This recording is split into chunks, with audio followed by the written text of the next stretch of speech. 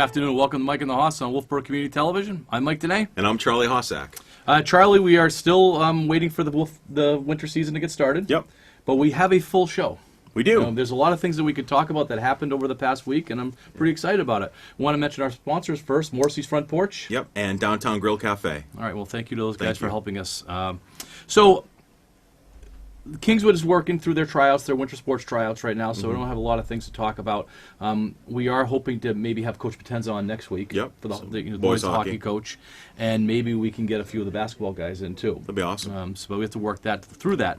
In the meantime, the high school football playoffs happened. The finals, championships happened on Sunday. This past Sunday. On a dreary day at UNH. Yeah. I happened to be there watching some hockey. And did you get over to see some football? I did not. Okay. I tried to stay inside. It was miserable. It was just an absolutely miserable day. Well, our good friend Josh Spalding was there. He was on the sidelines for most of the games. Yeah, and he said it was pretty rough. But I brought that up just because I thought it was interesting, and I had read a few articles in the paper about the teams that won and their style of play. So recapping, Division I, Londonderry beat Exeter. Mm-hmm. Division II, Hollis Brookline beat Plymouth. Yep. Division III, Trinity beat Lebanon. And Division IV, Winnisquam beat Fall Mountain. Right. Now I'll focus on Division I and II because the articles that I was reading were talking about style of play, and both Exeter and Plymouth have a very run-heavy type offenses. And there was this swell on social media that those types of offenses are in the past now, and it's this 5-wide high-flying offenses. Sure, yeah. What's your thought on that? My thought is that Exeter and Plymouth, if you look back over the past 20 years, they are pretty much always in the championship game. So I don't think that type of offense is going away. I think it's effective in high school football, and I think a lot of the people, a lot of the critics, it's not exciting to watch. Mm-hmm. It's exciting to coach because Exeter's offense is the same as Kingswood's offense because Coach Landry came from Exeter. So that's the same style of offense that Kingswood runs. So it's just a kind of ground and pound, maybe throw 3 or 4 passes total the entire game. 3 passes. Yeah, and it's not exciting football to watch, of course, unless you're an Exeter or Plymouth fan. And I think the fans, and I think we get spoiled because as fans of the game, everybody wants to see the pass in. They want to see everybody spread out. They want to see the ball being thrown downfield. Hollis Brookline, for example, probably has the best quarterback in the state. So they want to see that type of football, that run and gun, high scoring offense, not the Plymouth. I'm going to control the ball for 7.5 minutes on a drive. 13-minute drive apparently at one point. Yeah. Exeter had a 13-minute drive. I'm with you, and the evidence for me is that Exeter has won, and you know more than I would, 6 championships between Division II and Division I in the past 20 years under with this offense. 13 championship games or something like that. Between Division I and Division II. The evidence is there. Right. It works. It does. It works. I think it requires an implementation by the coaching staff that is very difficult. Mm-hmm. I think it needs to be something that is ingrained in the system. Yeah, and you mentioned that, and so places like, and I could speak to Exeter and Plymouth, with their youth football program, those kids are running the same plays that the middle school runs, that the high school runs. So they are starting off at 7, 8, 9 years old, understanding the offense, and they do it for 5, 6, 7, 8 years before they even make it to high school. Right, and that's the success. We talked about feeder programs.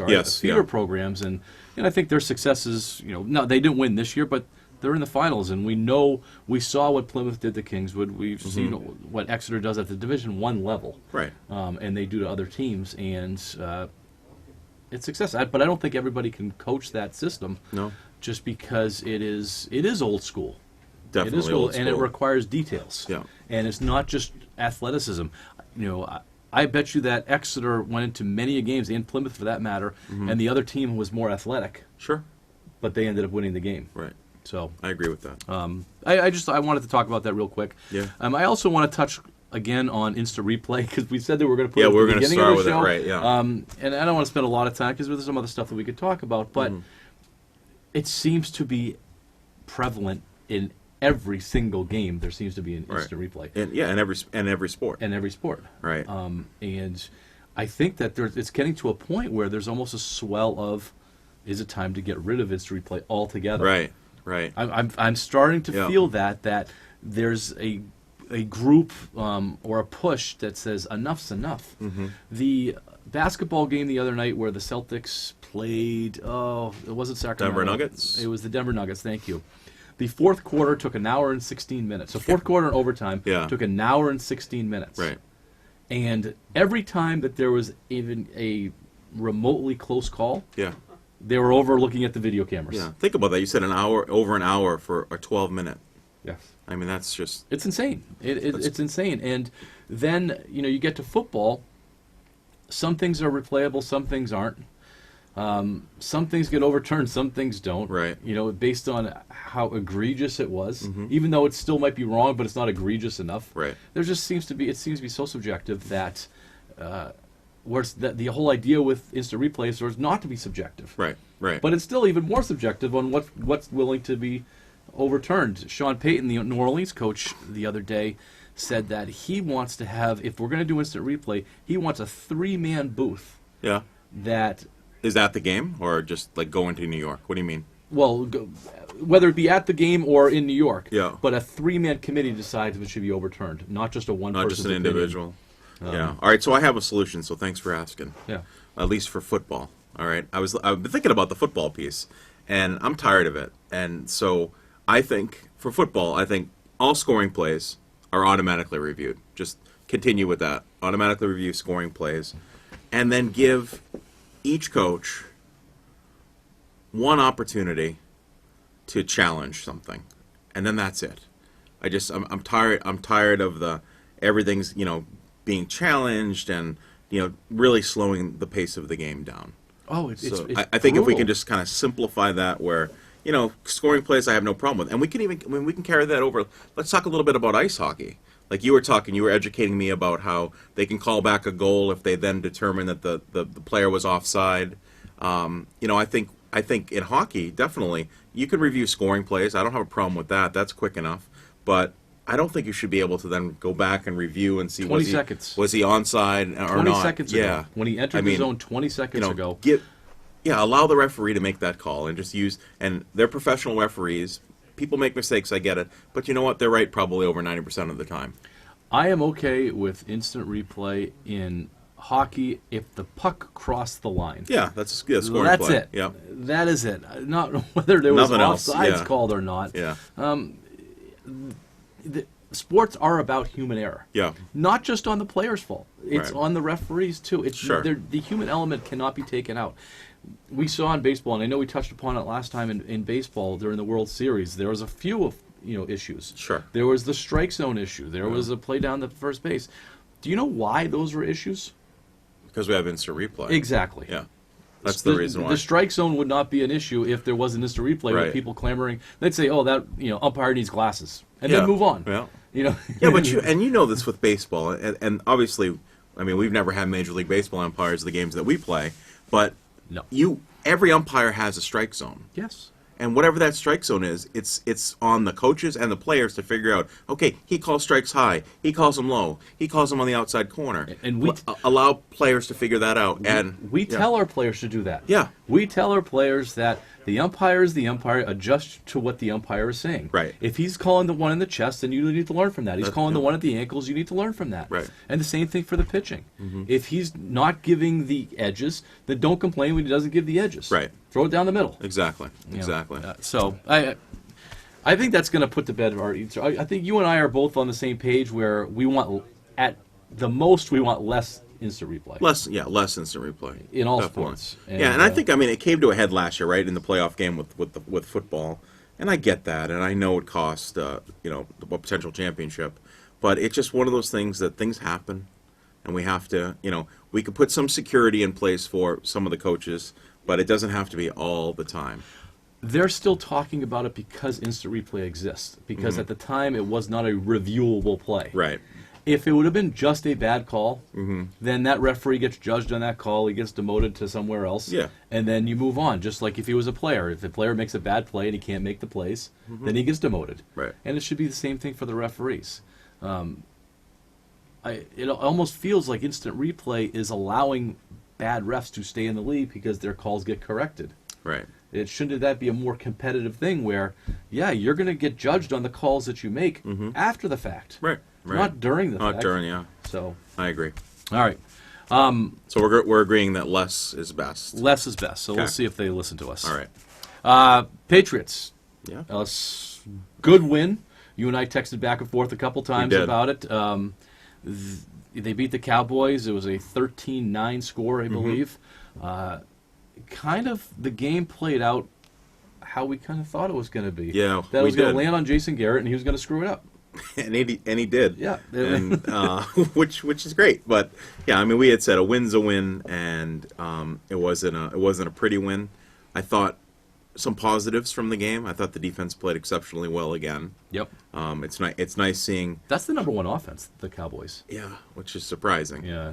But sorry, Tom McCullough. But I mean, and speaking of the Cowboys, they're 6-5. We'll get to that later. But it's amazing that they that talent. Yeah, that they have 6 wins. They have a stud offensive line.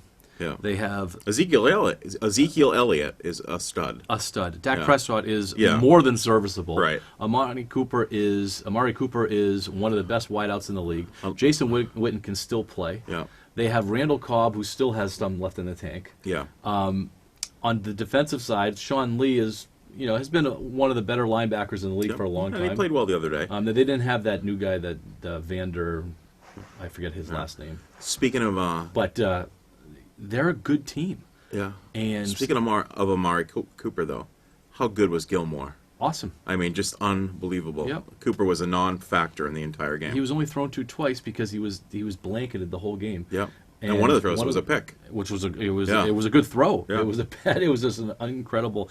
He really has changed their defense. And you go back to when they had Ty Law, they were a dominating defense. Yeah. Yeah. When they got to Asante Samuel, who was a good cornerback, their defense wasn't as dominant though. Right. Because I don't think Asante Samuel, he got a lot of picks and stuff like that, but it wasn't that shutdown guy. Right. Malcolm Butler wasn't that shutdown guy, Right. where they could put him on the top guy, and then Gilmore, you could put him on anybody, Yep. and he shuts him down. He does. If he's into that game, he shuts him down, Yep. and so that allows him to stack the rest of the field with everybody else, Right. and it looks good. Are you concerned about their run defense at all? I mean, I am. I mean, I would be lying if I said I didn't. I mean, Yeah. there's definitely some concern there, and I think, especially as we're getting closer to the playoffs, teams are going to probably exploit the fact that the Patriots aren't as successful with their run defense. They can be run on. Yeah. I think it's that simple. They can be run on. They made some adjustments, not as much in the Dallas game because I don't think they had to, but in the Philadelphia game, it went with like a heavy line to one side. Right. They forced Philadelphia to run to one direction, and they schemed it up. And as Patriots usually do, Yep. they got out-coached the other team, and And they got the win. they got the win. So Yeah. What are your thoughts? So Isaiah Wynn returned. it seemed to make a difference. It did, especially with the run. Yeah. And Sony they Michel- tested him early. Sony Michel hadn't gotten more than 80 yards since like week 2. Right. And they ran behind him quite a bit. Now the left side was really weak, and the right side was weak. Yeah. Now the left side seems to be a little bit stronger, Yeah. but the right side was terrible Yeah, yesterday. it was, yeah. And they had some issues. Marcus Cannon played with the flu. Yep. And that Shaq- didn't come out until really after. No, Shaq Yeah. Mason obviously is hurting. Something's He had going on. he had a tough game. And then they brought Marshall Newhouse in, who was playing for Wynn before, and they're missing something. Yeah. And I think that David Andrews, the center, when they lost him, I think it's made an enormous impact on that line because Yeah. Karras can't get out there in the run game. Right. He doesn't pull as well. He's not as athletic, Right. and I think it makes a huge difference. It does. And it goes, understated how important David Andrews was to that lineup. Yeah. So Let's talk about Brady's receivers. So N'Keal Harry got his start. Jacoby Myers, Julian Edelman, and it kind of ends right there. that was it. That was it. I mean, they had the emergency. Slater could have played Yep. receiver. He didn't. He didn't need to. But N'Keal Harry obviously got his first touchdown. And he had a couple drops. Yeah. Or he had a drop. He had a drop, yeah. And Jacoby Myers had a drop or two. Yeah. Julian Edelman had drops. And Yeah. I think it's okay. And I told you beforehand, when you had texted me, said those guys aren't going to play, I said, I hope not.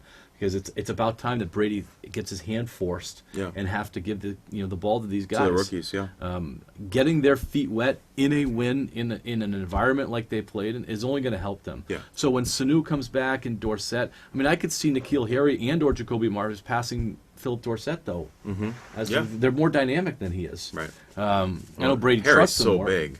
He's big and Physical. he can run, and he's like Josh Gordon. I think they just need to get him going. I liked seeing the reaction. I mean, Brady threw that touchdown pass, and Tom went right over, and they had that conversation, and you could just see when N'Keal Harry, when he came off the field, like, okay, I needed this. This is I finally got a little bit of respect from Tom Brady. And after the game, he said, "I'm going to build on this, and I'm going to go forward." Yeah. He could be their number 1 or number 2 wideout by the end of this year. He could be. If they let him play out. Yeah. If they give him the ball and put him in successful situations, you could, because he's got more talent than any of the other wide receivers that they have. Right. He's the number 1 pick, for crying out loud, or not first round pick. First round pick, yeah. Quickly, the tripping penalty. Yeah, tripping. I mean, I looked at it a few times. I'm sure you did too. I mean, one of those things. Thankfully, there was an instant replay.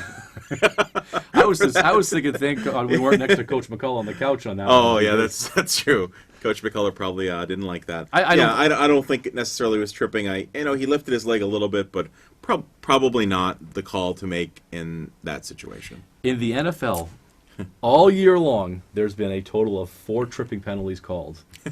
In the New England-Dallas game, there was 2. There was 2. So I was listening to some things. All evidence points to the fact that Belichick went to the referees and says, "Hey, these guys are tripping. Watch out for it." Yeah. And coaches do that all the time. Yeah. The defensive ends, whatever, take a look at it. So you get into the referee's head, and they're looking for it, and maybe Bill once again outcoached them. Once again, and figured it out. We talked a little bit about Jason Garrett. We don't have to beat this, but he, interesting call. He kicked that field goal with 6 minutes to go. They hadn't even sniffed out the red zone, and he's deciding to go down by 4. You still need a touchdown. And it was like a 4th and 7, right? It was 4th and 7. They're on the 29-yard line of the Patriots. You're down by 7, 6 minutes to go. You got to go for the TD. Well, they still, even after he kicked the field goal, you still need a TD. Touchdown. Yeah. So it was, it's one of those things that, like, even the Pop Warner coach probably could have made the right call.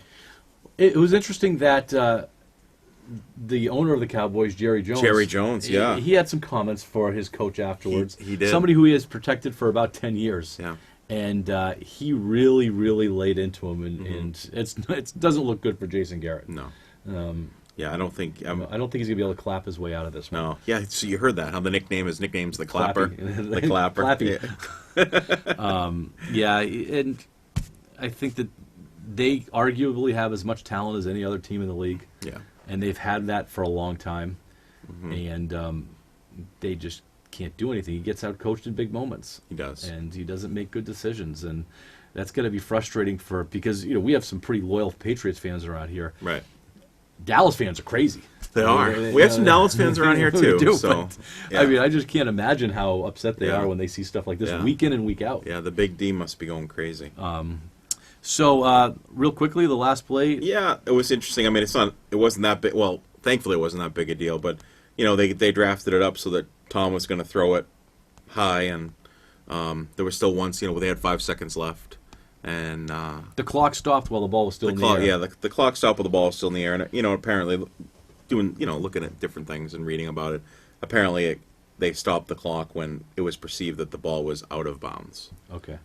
So, I mean, it didn't necessarily make a difference in the game, but it could have. Because you're giving the ball back for one last, hurrah. Anything can happen. Remember last year in Miami. Oh, yeah. So. And I think they did, too. Yeah. I think they did, too. So, all right, we're going to move on to around the rest of the NFL. We got about 7 minutes left. AFC, did you watch the Baltimore game last night? I did. They're so good. They are so good. The Pats are going to have a tough. They're going to need a weather like they had on Sunday. I think that they're going to beat them. Right. And I mean, that's your AFC Championship game. My only hope right now is, and I'm not hoping that he gets hurt, but Lamar Jackson did not win a national championship in college. Right. So there is a formula to stop him. And I think they just have to find that formula. Yeah. I have a lot of respect for John Harbaugh, too, though. There was a issue during the game last night. He's in command of his sideline. Yeah. He really is. And you can see, contrast him to Jason Garrett. Harbaugh, I don't think he's Belichick, but if we lost Belichick, Harbaugh would be my next choice. Yeah, sure. He's innovative, but yet he's grounded in what he does. Right. But he is in control of the game, and that's what you want from a head coach. Right. So Lamar Jackson is unbelievable. So right now the Patriots are the number 1 seed. Yep. But I would say in power rankings, it's probably Baltimore's. Oh, definitely. I mean, I think they already slipped. One of the Patriots are 2. Yeah. Baltimore's definitely number 1. The Patriots can't lose because the only chance they're going to have of beating Baltimore is if it's in New England. Yeah. That's right. it. There's no way they're going down to Baltimore to beat them. Right. They have the Texans. The Pats have the Texans. Are at 7-4. They're in the South lead right now. The Texans don't scare me. No. I mean, I think the Pats are going to have to show up. I don't think they can just roll in there and play because there's some talent over there. And Deshaun Watson is a good quarterback. But after playing Lamar Jackson, I think Deshaun Watson is going to be. He's a notch down. I think he's a significant notch down. Yeah. I think he's, it's going to be a much different kind of game, and they're going to be prepared for that kind of thing. Right. The Chiefs are 7-4. They're hanging around. They are, and I think they're going to be scary. I don't want to see the Chiefs in the second round of the division. You know what I mean? Yeah. I think that the Chiefs, and as they get healthy, they're going to get, really good. Because I think that Patrick Mahomes is still definitely probably top tier quarterback. But wild card, you get the Bills at 8-3. Yeah. Who are hanging around. Yeah. And the Pats still going to have to face the Bills again. So. Yeah, and the Steelers are at 6-5, but the Raiders, Colts, and Titans are all 6-5. So that's kind of the second wild card's kind of a yuck. I'm not going to guarantee that the Bills are going to get in at this point, even though they have a 2-game lead. Yeah, I think we're going to get into our picks in a little while.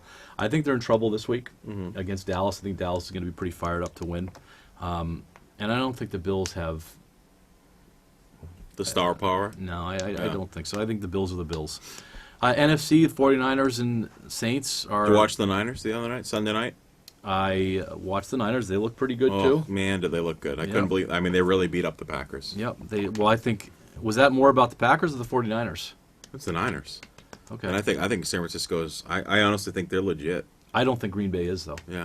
I think Green Bay is a one-trick pony behind, Aaron Rodgers. Yeah. And if you can contain him and keep him, under control, I think you're going to be okay. And I don't think their defense is really good either. The Saints barely got by Carolina. It took OT. Yeah. And a missed field goal by Carolina. And they barely got by. Oh, and they lost to Atlanta last week. Yeah. So I think the Saints are not looking as good as they are. I'm gonna say that the Seahawks. I would say the Seahawks are that 2 team. Yeah. And the Seahawks and the Vikings play each other this week. Yeah. And they're the wild card. Seahawks and Vikings are now the wild card teams. All right, so let's get to our picks. All right. You were 5-0 last week. Charlie was 5-0. Wow. I was 4-1. So I'm hanging around. Not bad. I but not perfect. No, it's not perfect. Wow. So right now, you're 9-1. Yep. And you put a little wow there, so that's a good job. Yeah, thank you. And I am 6-4. I'm above 500, so I am in the black. That's good. You're kind of like the Cowboys. I'm just going to keep whittling away at your lead. Okay. And I'm not worried about it. about You haven't started whittling yet. But no, I haven't. Okay. All right, so first game is on Thursday. Bills at Cowboys, Thanksgiving Ball. I'll let you go first since you are in the lead. Sure. I think based on what I saw last week with the Cowboys, I was not impressed. And the Bills are coming in 8-3. I think the Bills are in a situation where they would like to keep pace with New England in the AFC East, especially as they prepare to play New England. Just get to your pick. I'm going to go with Buffalo. Okay. Buffalo Bills. I'm going to go with Dallas Cowboys, and I'm not going to explain it as long as you are. Okay. I just think that Dallas is better than Buffalo. I'm going to, just so you know, on Thanksgiving Day, I'm going to take out a table and jump onto it because I'm going all in with the Bills. You do that. All right. I'm going to clap a lot. Great. Browns at Steelers. The Okay. Browns You can pick this one. Well, the Browns had a win. They had a win against Cincinnati? No, Miami. Miami. A lot of teams beat Miami. Yeah. And I think a team like the Browns beats up on teams like Miami. Sure. They're all star-studded. They're not disciplined. Yeah. And so... Who are you going with? I'm going to go with the Browns. Okay. Because I think the Steelers are in a little disarray. They pulled their quarterback last week. Yeah, Rudolph got benched. I don't believe in Mike Tomlin, and the Browns are still alive for the playoffs. Okay. I'm gonna take the Steelers, and the reason for that is that I have family that lives in the Pittsburgh area, and they're Steelers fans. So for once, I'm going to agree with them and go Steelers. Okay. 49ers at the Ravens. This could be an awful week for me, just by the way, now that I'm making these picks. I might let you back into this. I'm going to go with, I'm a Niners fan, so 49ers, they're going to beat the Ravens. Okay. It would be crazy for me to pick the Niners at this point. I know. It's crazy for me to pick them. But I'm a fan. San Francisco, I'm going to go with Baltimore. Okay. I think Baltimore's on a roll. They're playing at home. 49ers are crossing the country. I think that's going to affect you and them. your travel. I know. That's what you've been using for these other, and apparently you're not that winning didn't this. work out very well. Go Jimmy Garoppolo. Patriots at the Texans. I'm taking the Patriots. Yeah, me too. Yep. And Vikings at the Seahawks. Vikings are 8-3. Yep. Seahawks are 9-2. The Seahawks beat Philadelphia, not by a lot, and that was the one game that I lost. I did have Philadelphia in that game. I'm a Russell Wilson fan. I'd like to take the Seahawks, and so would you. Yeah, I'm gonna stick with the Seahawks on that one. I think it's going to be a good game, and just they're playing at home though. They're playing in Seattle. Which they have that 12th man in Seattle. Yeah. And the Vikings have to travel. I mean, that's just but they're all the travel that they have to do all the way from Minnesota. They're in the middle of the country, so it's not as far. Oh, you got to get a better argument. We'll see what happens after this week. This week, yeah. If I can get back tied up, right? You 1, 2, all right, relax. 3. We have 3 differences. I could get tied back up. We'll see. All right, we are running out of time, Charlie. Yeah. The Bruins are starting to win again. Yep. They're 15-3. Yeah. And that's like you said it's I almost said Halloween. It's Thanksgiving time when you set up for Thanksgiving. You know, it kind of tells you where you're going to end up. Big game tonight. They're in Montreal tonight at the Canadiens. And I think the Canadiens are legit. They're playing well, so I think that's going to tell us a lot about where they are. Quickly do the Celts. Celtics are back home. Yeah. They were 1-4, I think, on their road trip. Yeah. But I think if there could be a good 1-4, I think it was a good 1-4. Yeah, I mean they beat Sacramento yesterday. Yesterday. Yeah, I mean they lost to the Nuggets, they lost to the Clippers, and they lost to Sacramento. Yeah. So they're 12-4, coming back home. Big injury with Kemba Walker. Well, he should be okay though. Yeah. But he didn't play last night. No. So I think he's going to play on Thanksgiving. Yeah. Was it Thanksgiving or is it played? They play Thanksgiving. Yeah, I believe. No Kyrie Irving. No, he's not making the trip. So. And that's going to be it. We're going to have to talk about Red Sox next week. All right. And I put in a little sports debate if we had time, which we obviously don't. Should we measure greatness by championships? So let's I'm going to give you a little homework on that one. Let's start the next week. I wanted to say that Happy Thanksgiving. Happy Thanksgiving to you. I'm thankful for the show. I'm thankful for our producer, Timothy Goodwin, Allie Champagne. I'm thankful for my family. And I'm thankful for your family that they let you out to kind of talk sports with me. I am thankful for you and your family. Thank you. I am thankful for this show. I am thankful for the town of Wolfeboro. Yeah, and Wolfeboro Community Television that allows us to do this. Right. And I'm also thankful, lastly, for the Morrissey's Front Porch. Yep, and Downtown Grill Cafe. All right. Right on. Have a good week. Have a good Thanksgiving. Go Knights.